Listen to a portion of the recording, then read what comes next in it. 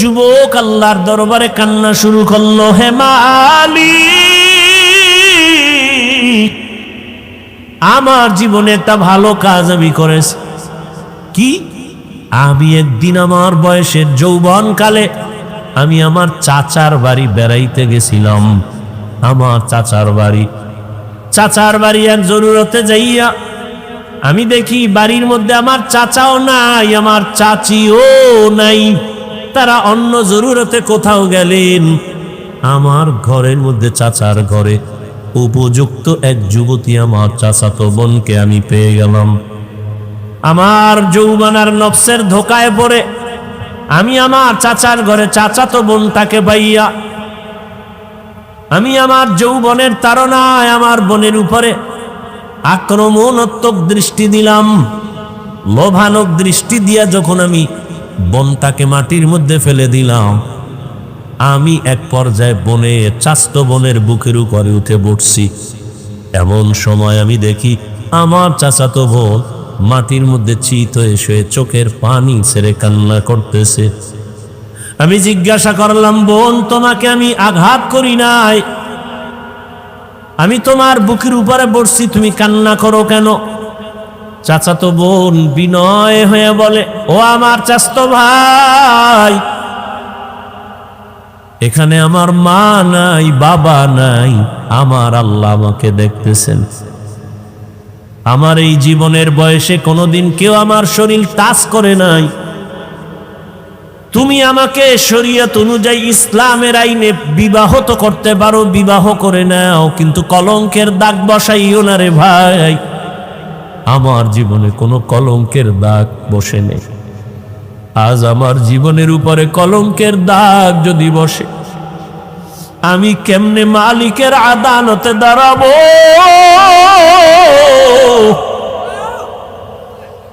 তুমি আমারে দয়া করে মাফ করে দাও। আমার আব্বাকে বলে প্রয়োজনে বিবাহের ব্যবস্থা করব, তারপরেও তুমি আমার কলঙ্কের দাগ দিও না রে ভাই।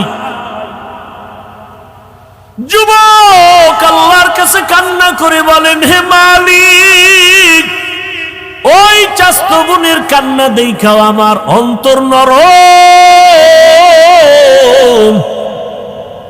আমি আমার বোনের কান্না দেখে দ্রুত আমি বোনের থেকে আলাদা হয়ে বললাম, বোন, আমারে মাফ করে দাও, আমি তোমার উপরে আর অপরাধ করব না। ও আল্লাহ, তোমার জন্যই আমি আমলটা করেছি, চাইলে তো আমি জোর করে অন্যায় করতে পারতাম।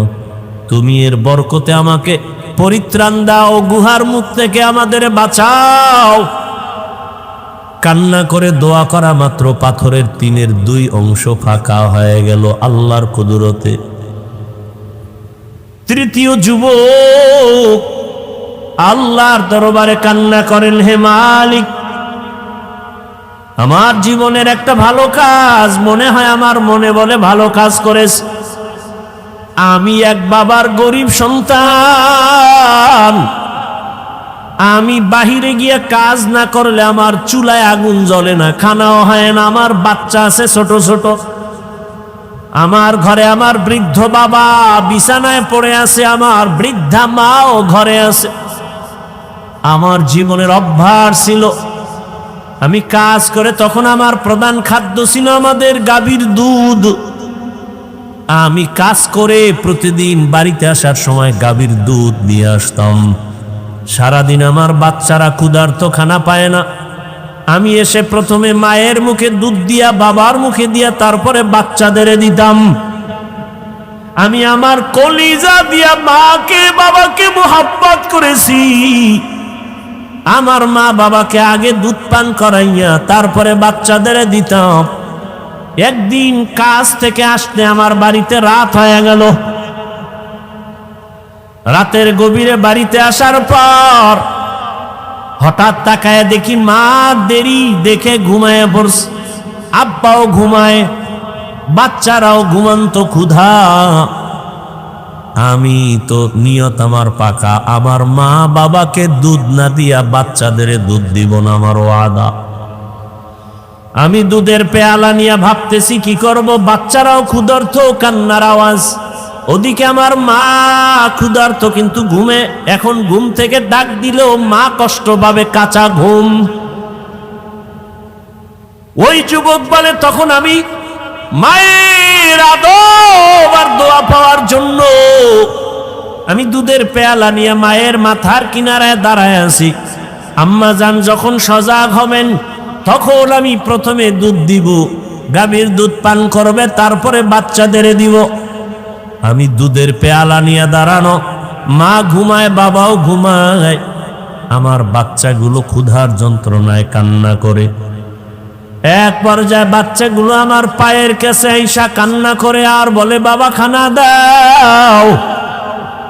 আমি মাকে না দিয়া বাচ্চাদের দিব না, আমার ওয়াদ আমি দেই না। এক পর্যায়ে তাকায় দেখি ক্ষুধার তৃষ্ণা আমার বাচ্চাগুলো কান্না করে করে মাটির মধ্যে পড়ে ঘুমায় গেছে।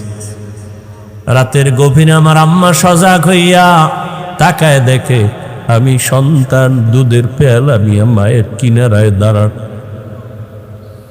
মা তাকায় বলে, বাবা তুমি কি ঘুমাও নাই? আমি বললাম, মা তোমাকে আমি না খাওয়ায় কেমনে ঘুমাবো? আমার চোখে ঘুম আসবে না, কারণ তুমি আমাকে গর্বে নিয়ে কত রাত ঘুমাইতে পারো নাই রে মা, কত কষ্ট করেছো। আমার মতো সন্তানটা তুমি গর্বে রেখে খাইতে পারো নাই, ঘুমাইতেও পারো নাই রে মা। আমার চামড়া খুলিয়া জুতা বানাইলে তোমার ঋণ আদায় হবে না। ও মা, তোমাকে না খাওয়াই আমি কেমনে ঘুমাবো? আমার চিন্তায় তুমি কত রাত ঘুমাইতে পারো নাই রে মা। আমার অসুস্থতার কারণে তোমার ঘুম চোখে আসে নাই রে মা। তোমারে আমি ক্ষুধার্ত রাইখা কেমনে ঘুমাই? তোমার জন্য দুধের পেয়ালা নিয়ে দাঁড়ানো। হঠাৎ আম্মা জান তাকায়া দেখে আমার পায়ের কিনারে আমার বাচ্চাগুলো কান্না করে করে ঘুমিয়ে পড়েছে। মা আরো আশ্চর্য হইয়া আমাকে ধমক দিয়ে কয়, বাবা আরে আমার নাতিদের কেন তুই কষ্ট দিয়েছ? ওদেরকে কেন খানা দাও নাই? আমি মাকে বলছিলাম, মা তোমার মুখে না দিয়ে আমি কারো মুখে দুধ দিব না, বাচ্চাদেরও দেই নাই। আমার আম্মা জান দুধ পান করার আগে একটা চিৎকার দিয়া দোয়া করেছে, হে মালিক, আমার কলিজার সন্তান আমার জন্য এতটা ত্যাগ স্বীকার করলো, কোরবানি করলো, ও আল্লাহ তুমি ওরে দোজাহানে কামিয়ে বিধান করিও। আমার আম্মা দোয়া করেছেন, ও আল্লাহ তোমার মোহাব্বতে কাজটা করেছে রে আল্লাহ। আমার হাবিব মায়ের জন্য দোয়া করেছেন, ও আল্লাহ আমলটা যদি পছন্দ হয় এর বরকতে পাথরের গুহা থেকে আমাদের এই গুহার মুখ থেকে পাথর সরায় হেফাজতের ব্যবস্থা করো। রহমতের নবী হাদিসে পাকে বলেন, তৃতীয় ব্যক্তি যখন কান্না করে দোয়া করা শুরু করছে, সাথে সাথে পুরা পাথরটাই গুহার মুখ থেকে আল্লাহর কুদরতে ফাঁকা হয়ে গেছে। হরকে দারত খৌফে হকদার দিল মদম জন্নতুল মাকওয়া দেহদ ও রামাকাম। জীবনের ত্যাগ আর কোরবানি ছাড়া কেউ সফল হতে পারে নাই, কামিয়াব হতে পারে নাই। ও আমার যুবক, পর্দার আড়ালের মা বোনেরা, ও বৃদ্ধ বাবাজি, এই কোরবানির ইতিহাস, ত্যাগের ইতিহাস, কেমন বাবা সন্তানের জবাই করার জন্য রেডি, আর কেমন সন্তান বাবাকে বলে আমিও জবাই হওয়ার জন্য রেডি, তাড়াতাড়ি আমাকে জবাই করো, দেরি হলে আল্লাহ বুঝি আবার হুকুমটা নিয়ে যাবেন। কেমন ধৈর্য! ইব্রাহিম কাঁদে, ইসমাইলের চোখে পানি, হাজেরাও কান্না করে। ওদিকে মা হাজেরার কেমন ধৈর্য! শয়তান গিয়া কয়, হাজেরা ইসমাইলের কই পাঠাইছো 13 বছরের পর? বলে বাবা দাওয়াতে যায়, বাদশার দাওয়াতে। কয় না না, জবাই করতে নেই। বলে না, বাবা হইয়া কখনো সন্তান কি জবাই করতে পারে?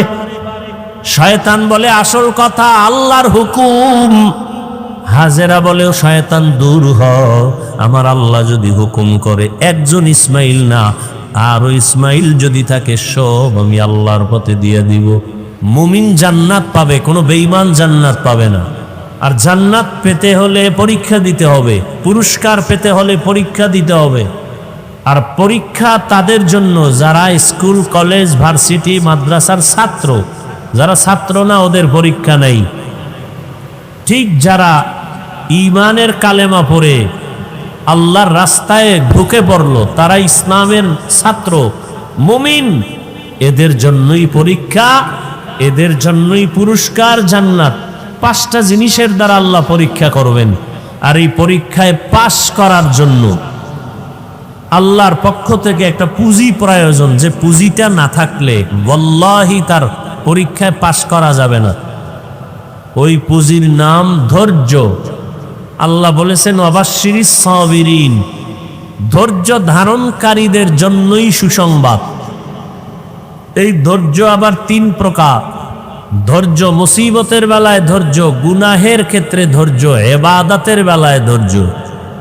এখন আপনার সুযোগ আছে গুনাহ করার, আপনি আল্লাহর আযাবের ভয়ে ধৈর্য ধারণ করলেন, আমি এই গুনাহ করব না, আপনার জন্য সুসংবাদ। মুসিবত আসছে, এখন আপনার খানা দানা নাই, আছে হারাম জিনিস, খাইলে খাইতে পারেন জীবন বাঁচানোর জন্য, চলার মতো রাস্তা নাই, কেউ আপনাকে টাকা ধারও দেয় না। বড়লোক আছে এলাকায়, যদি বলেন আমাকে 5,000 টাকা দেন, ধার, কোরবানি আসতেছে, বাচ্চাদের নিয়ে কি করব, আমি আবার আপনাকে 20 দিন পরে দিয়ে দিব। বাংলাদেশের বড়লোক অধিকাংশ গ্রাম অঞ্চলে যারা থাকে, এরা 5,000 টাকা দিবে না, আছে দেয় না, বলে নাই নাই। ওই লোকটাকেই যদি কানে কানে বলেন এই সুদে দিবিনি, কয় 1 লাখ দিব, 1 লাখ আসো। এরকম কুলাঙ্গারের বাচ্চায় সমাজে আছে না নাই? এরা সবগুলো কুলাঙ্গার, এরা সমাজের কীট। এদের উপরে আল্লাহর লানত, ফেরেশতাদের লানত। এরা আল্লাহর দুশমনের মধ্যে নিকৃষ্ট দুশমন। এদের মতো দুশমন আল্লাহর দুশমন, এরা ফেরেশতাদের দুশমন, এরা মানুষের দুশমন, এরা সমাজের দুশমন, এরা দেশের দুশমন। এই সুদের সাথে যারা জড়িত, ঘুষের সাথে যারা জড়িত, এরা আল্লাহর বড় বড় দুশমনের মধ্যে চূড়ান্ত দুশমন। এখন আপনি কি করবেন? হয়তো হারাম খাইতে হবে, না হয় না খায়া থাকতে হবে। পরীক্ষা, ধৈর্য না থাকলে এই পরীক্ষায় পাশ করা যাবে না। বড় কঠিন পরীক্ষা। ইবাদতের বেলায় ধৈর্য। নামাজ পড়তে যাবেন, কালকে জুমার নামাজ,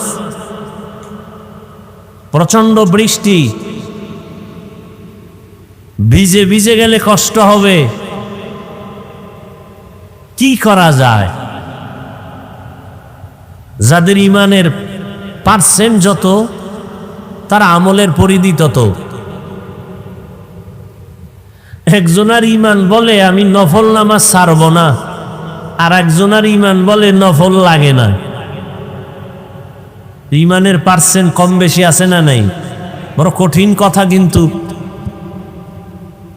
একজনে বলে আমার নফল লাগে না, আর এক ইমানওয়ালা বলে আমার নফল পড়তেই হবে। কেন? বলে হাসরের ময়দানে ফরজ আমলের ঘাটতিগুলো পূরণ করার জন্য নফল আমল লাগবে।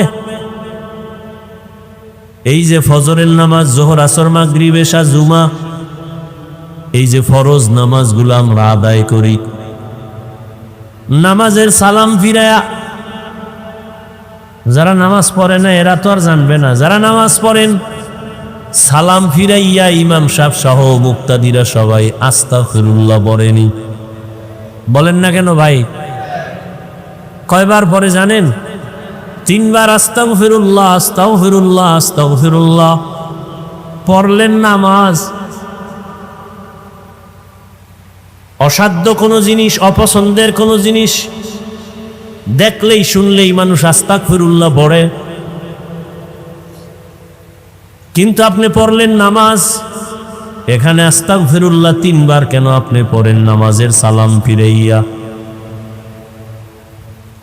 বলে নামাজের ভেতরে তোমার ত্রুটি হয়ে যাইতে পারে, মালিকের কাছে ক্ষমা চাওয়ার নিয়তে 3 বার নামাজ শেষে তুমি সালাম ফিরায় আস্তাগফিরুল্লাহ পড়ো। কারণ ইস্তেগফার এমন একটা আমল, এমন একটা তসবিহ, রাত আসলে যেমন দিন থাকে না, অন্ধকার আসলে আলো থাকে না, আলো আসলে অন্ধকার যেমন থাকে না, যেই বান্দা বান্দি ইস্তেগফারের আমল করবে তার আমল নামায় কোনো গুনাহ থাকে না। ইস্তেগফারের আমল তো ফরজ আমলের ঘাটতি। রাসূল বলেন কিয়ামতের দিন অনেক মানুষ নামাজ নিয়ে দাঁড়াবে, কিন্তু নামাজে ঘাটতি অনেক। যেইভাবে সেজদা দেওয়া দরকার ওইভাবে হক আদায় করে সেজদা দেওয়া হয় নাই।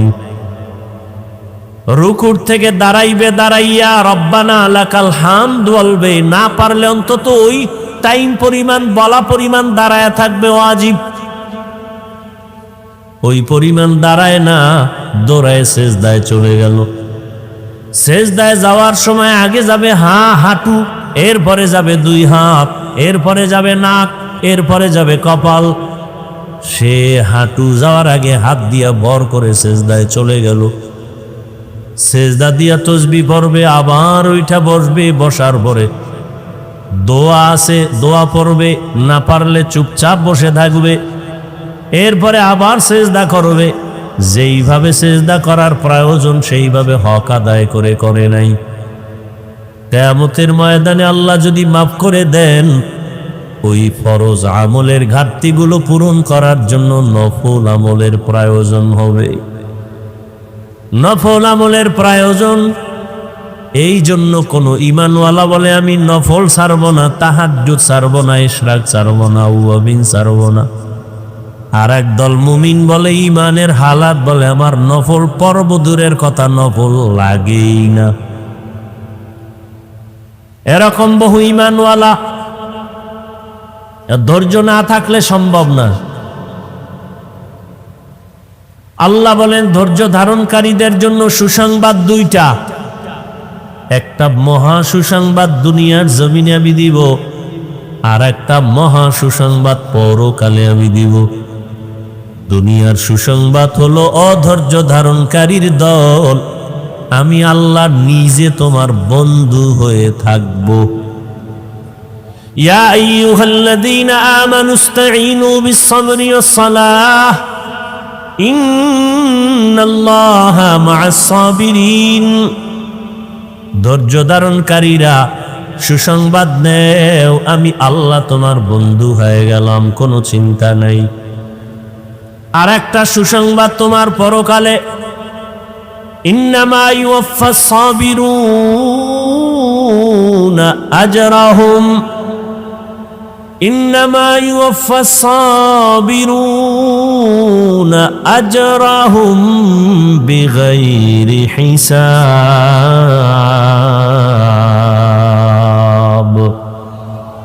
কিয়ামতের ময়দানে ধৈর্য ধারণকারীদের সুসংবাদ আমি বিনা হিসাবে জান্নাত দিয়া দিব। বিনা হিসাবে জান্নাত পাওয়া বড় কঠিন। ধৈর্য ধারণকারী যারা, তাদের আল্লাহ বিনা হিসাবে জান্নাত দান করবেন। ধৈর্য ধারণকারী দুনিয়ায় পাবে আল্লাহ তার বন্ধু, আখিরাতে তার বিনা হিসাবে জান্নাত। এজন্যই ধৈর্য না থাকলে পরীক্ষায় পাশ করা সম্ভব না।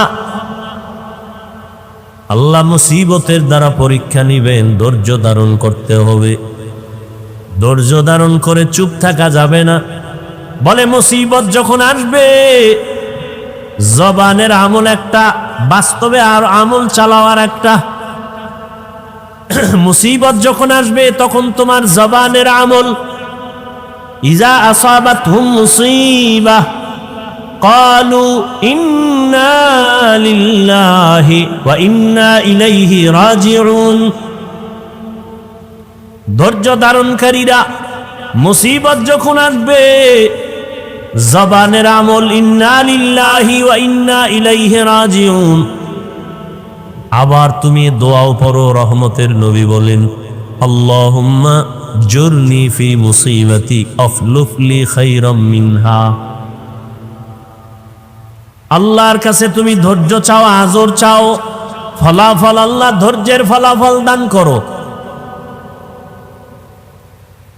আর বাস্তব আমল হলো আল্লাহ আয়াতে বলেন ইয়া আইয়ুহাল্লাযীনা আমানুস্তাঈনু বিস-সাবরি ওয়াস-সালাহ।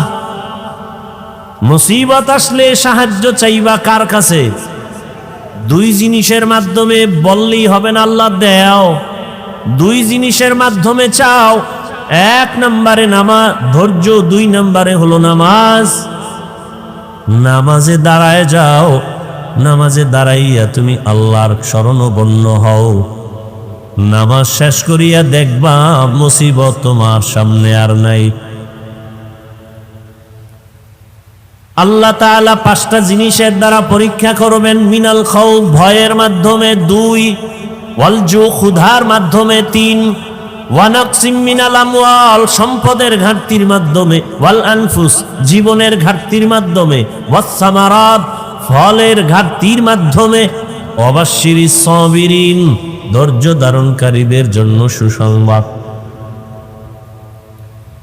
এক নম্বরে ভয়। ভয়ের মাধ্যমে মুমিনের পরীক্ষা। সবগুলোই কিন্তু জীবনের জন্য একটা হুমকি স্বরূপ মুসিবত।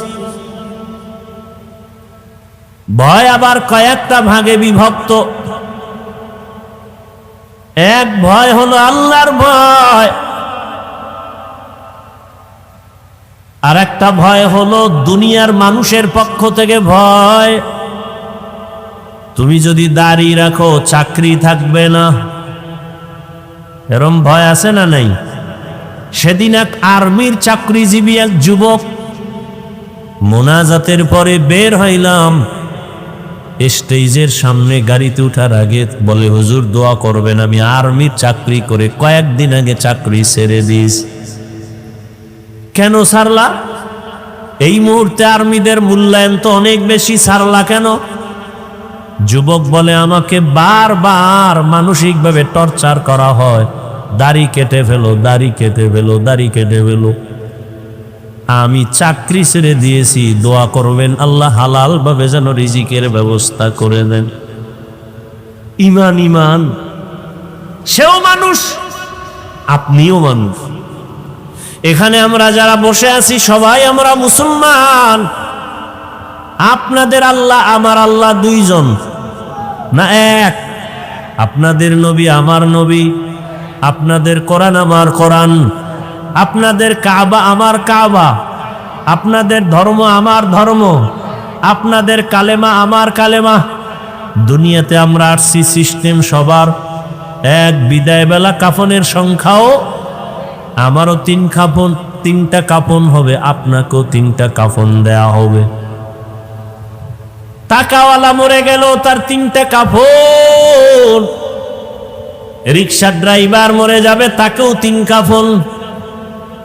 টাকাওয়ালার সম্মানে একটা কাফন কেউ বাড়াবেও না, গরিব হওয়ার কারণে কেউ মরে গেলে একটা কাফন কেউ কমাইয়াও দিবে না। কাফনের সংখ্যাও কয়টা বলেন? পুরুষের তিনটা, মহিলাদের পাঁচটা। কালার কি হবে? আলাদা আলাদা। আমাদের হুজুরদের কাফনের কালার একরকম, আপনাদের কালার আর এক রকম। হ্যাঁ, বড় লোকের কাফন একরকম, ছোট লোকের আর এক রকম। কে ধনী, কে গরিব, কে আলেম, কে মূর্খ, কে ডাক্তার, কে রোগী, কে ইমাম, কে মুক্তাদি, কে বড় লোক, কে ছোট লোক। যতই বাহাদুরি করি না কেন, সাদা কাফনে যেদিন ঢুকবো সব বাহাদুরি বন্ধ হয়ে যাবে। সবার কাফনের কালারও এক। কি কালার? আপনারা কালার লইয়াও কিলেকিলি করেন, এমন সোনার বাংলাদেশ। কালার লইয়াও মারপিট করে, কে সবুজ পরলো, কে কালো পরলো, কে সাদা পরলো, এ নিয়েও ঝগড়া চলে, আছে না নাই? এরে আল্লাহর বান্দারা, আমাদের কাফনের সংখ্যা এক, কালার এক, কবরের সাইজও কিন্তু এক। কবরে রেখে সব চলে যাওয়ার পরে কবরের প্রশ্ন হবে কয়টা বলেন? সবার বেলা এক না আলাদা আলাদা? আমাকেও যেই প্রশ্ন করা হবে, আপনাকেও সেই প্রশ্ন করা হবে। রবের পরিচয় দাও, ধর্মের পরিচয় দাও, রাহমাতুল লিল আলামিনের পরিচয় দাও। তাহলে আল্লাহ এক, নবী এক, কোরআন এক, কাবা এক, ধর্ম এক, কালেমা এক। আপনাকে বয়ান করা লাগবে কেন আমার? আপনি তো আল্লাহ মানেন, নবী মানেন, কোরআন হাদিস মানেন। আপনাকে কেন টুপির বয়ান করব, দাড়ির বয়ান করব, পোশাকের বয়ান করব, নামাজের বয়ান করব? আজকে তো বিধর্মীকে বয়ান করব যারা আল্লাহ চিনে না, কোরআন চিনে না, নামাজ বুঝে না, অথচ তাদেরকে সময় দেওয়ার টাইম নাই। আপনাদের পেছনে ঘুরতে ঘুরতে 12 মাস ঘুমানোর টাইম নেই। পায়ে ধরে ধরে আপনাদের বুঝাইতে হয়, নামাজ পড়েন, টুপি পরেন। আপনিও মুসলমান, আমিও মুসলমান। আমার টুপি মাথায় না রাখলে লজ্জা পাই। আর আপনি কেমন মুসলমান যে আপনি টুপি মাথায় দিতে গেলে লজ্জা পান? আমি দাড়ি না রাখলে লজ্জা পাই, আর আপনি দাড়ি রাখতে গেলে লজ্জা পান। আমি নামাজ না পড়লে লজ্জা, আপনি নামাজ পড়তে গেলে লজ্জা। আমি আল্লাহর ঘর মসজিদে, আপনি মসজিদে ঢুকতে গেলে লজ্জা পান। আমি পর্দা না করলে লজ্জা পাই, আর আপনি পর্দা করতে গেলে লজ্জা পান। আপনি কেমন ভিআইপি মুসলমান? আপনার ইমানের হালাত কি? আমি আপনাকে কথা বলি না সবাই আমার মতো হুজুর হয়ে যান। খবরদার, হুজুর বানাইতে আমি বাংলাদেশে ঘুরি না। আমি আপনাকে আপনার রাস্তায় থাইকা জান্নাতের পরিচয় দিতে চাই। আপনি চাকরি করেন, ব্যবসা করেন, লেখাপড়া করেন, ওখানে থাইকা মদিনার আদর্শের মালা গলায় লাগায় নেন। আপনাদের মতো লাইনের মানুষ, জেনারেল লাইনের মানুষ, বাংলা লাইনের মানুষ জীবনে মাদ্রাসায় পড়ে না, আলিফ বা তাও জানে না। এমন মানুষ কি আপনাদের লাইনে দাড়িওয়ালা নামাজি নাই? স্কুলে পড়ে, কলেজে পড়ে। ও যুবকেরা তাকায় দেখো, তোমার মতো যুবক স্কুল কলেজে পড়ে, চাকরি করে, ব্যবসা করে, 5 ওয়াক্ত নামাজ পড়ে, বলো তুমি পারো না কেন? তোমার মতো জেনারেল লাইনের যুবক রাস্তায় গাড়ি চালায়, নামাজ ছাড়ে না, বলো তুমি কেন পারো না রে বাবা? তোমার মতো যুবক র্যাব, আর্মি, পুলিশ, বিডিআর এর চাকরি করে, নামাজ পড়ে, দাড়িওয়ালা আছে না নাই? আল্লাহ বিবেক দিয়েছে, তোমার বিবেকটাকে প্রশ্ন করো, তুমি কেন পারো না রে বাবা? তোমার মতো যুবক নদীর মধ্যে মাছ ধরে, নামাজ ছাড়ে না, বলো তুমি কেন পারো না? তোমার মতো যুবক জমিনের মধ্যে কৃষি কাজ করে, নামাজ ছাড়ে না, গামছা বিছাইয়া নামাজ পড়ে, বলো তুমি কেন পারো না? তোমার কপাল বুঝি পুড়ে গেছে? কার না জানি বর্তোয়া তোমার কপালে লাগছে। তোমার মনটাকে বুঝাও যে তোমার মতো যুবক স্কুল কলেজে পড়ে, নামাজ পড়ে, তুমি আমি পারবো না কেন? কই আমরা আল্লাহর পথে থাইকা তো সম্মান কমে নাই, না খাইয়েও কেউ মরে যাই নাই। এরে আল্লাহর বান্দারা, এই যে মাঝে মাঝে আপনাদের থেকে সহযোগিতা চাওয়া হয়, কিছু দান সদকা করেন, না করলেও পারি, চাই কেন? ওই আপনারা আবার রাস্তাঘাটে বলেন হুজুর গো দাঁড়িয়ে যাবো না, নিজে নিজে চালায়, আমগো শরীকদার বানায় না, দান সদকা নেয় না, চায় না। আর ইসলাম বলে, নবী বলে, কোরআন বলে, তুমি যদি দান করো, আমি হাফিজুর রহমান মাদ্রাসায় লেখাপড়া করে, ওয়াজ মাহফিলের স্টেজে বয়ান করে যেই সওয়াব পাবো, তুমি দান করিয়া ওই সম পরিমাণ সওয়াব পেয়ে যাবে। আমি হাফিজুর রহমান আলেম হইয়া বয়ান করিয়া আল্লাহর থেকে যতটা পুরস্কার পাবো, আমি হাফিজুর রহমানকে আলেম বানানোর পেছনে যারা সহযোগিতা করেছে আল্লাহর কাছ থেকে তারাও সমপরিমাণ পুরস্কার পেয়ে যাবে। আল্লাহ বলবে, হাফিজুর রহমান তোরে আমি জান্নাত দিলাম, তোকে বানাইতে গিয়া যারা একটা টাকা দিছে, কিতাব কিনা দিছে, আমি আল্লাহ তাদেরকেও জান্নাত দিয়া দিলাম। আতিনা ফি দারে দুনিয়া না হাসান, আতিনা ফি দারে উকবা না হাসান, ইয়া গিয়াসাল মুস্তাগীসিন ইহদিনা লিফতিখারা বিল উলুমে ওয়াল গিনা। हर घड़ी देने को तू तैयार है, जो न मांगे उससे तू बेजार है।